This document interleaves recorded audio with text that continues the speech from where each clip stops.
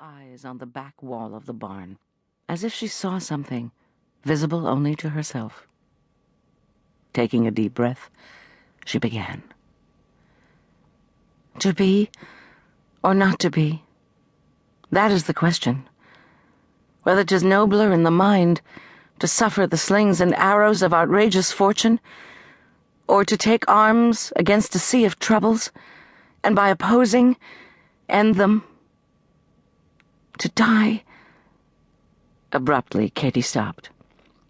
She jumped up off the bench, walked to the edge of the stage, looked down at her friends. Shaking her head, she seemed unexpectedly uncertain of herself, she who normally had such confidence and self-possession. "I'm not getting it right," Katie wailed.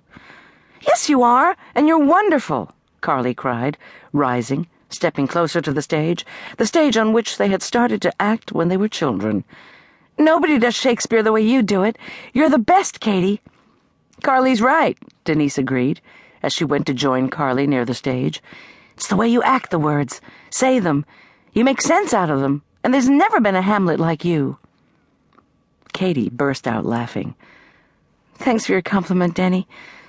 But there were a few others before me. Laurence Olivier and Richard Burton, to name a couple of them.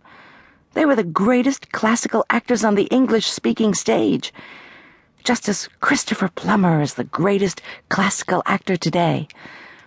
And listen, I keep telling you, it's all to do with understanding the meaning of the words, the motivation and intention behind them, and also with punctuation, knowing when to run the words on without pause, and when to pause to breathe." She let the sentence trail off, knowing now was not the right time to give Denise another acting lesson. Returning to the bench, she seated herself, adopted the thinker's position, which was comfortable for her, and sat, ruminating for a moment or two. Whatever her friends said, however much praise they lavished on her, Katie knew that her performance was slightly off today. Her concentration was not what it usually was, and she wasn't sure why. Unless it was because she felt guilty at being here this afternoon. Her mother wasn't well, and she was needed at home to help out. And yet, selfishly, she had decided to steal this time at the barn in order to rehearse the speech from Hamlet, and persuaded her friends to come with her after school. "Then rehearse," a small voice inside her head instructed. She took several deep breaths, relaxed her throat, let the stillness of the stage envelop her, calm her. Within minutes she was ready, and she launched herself into Hamlet's soliloquy, her inbred, natural self-confidence perfectly in place once more. Listening attentively, Carly was transported by Katie's voice, as she always was. There was a lovely resonance to it, full of nuances and feeling. No wonder, Carly said to herself, thinking of the way Katie practiced, was endlessly training her voice. They all knew how serious she was about acting.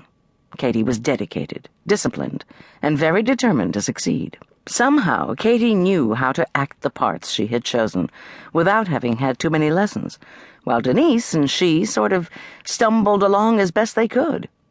Fortunately, they were improving, thanks to Katie's relentless coaching and encouragement. They had first started acting together 7 years ago. 10-year-olds with stars in their eyes. Denise's Uncle Ted had let them make use of the old barn at the far end of his property, and they had created a makeshift theater out of it. At that time, they had made a promise to one another, had vowed they would go to New York one day and start their acting careers in earnest. Making it to Broadway was their big dream. Katie kept promising that the three of them would move to the city once they finished high school, and that eventually they would be stars on the Great White Way. Carly hoped this would come true, that they would have their names in lights, but sometimes she was filled with doubts.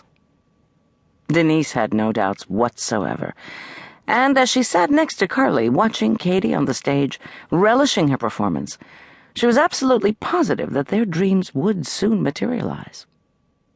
Katie was brilliant, there was no question, and they themselves were getting better and better, mostly because of Katie's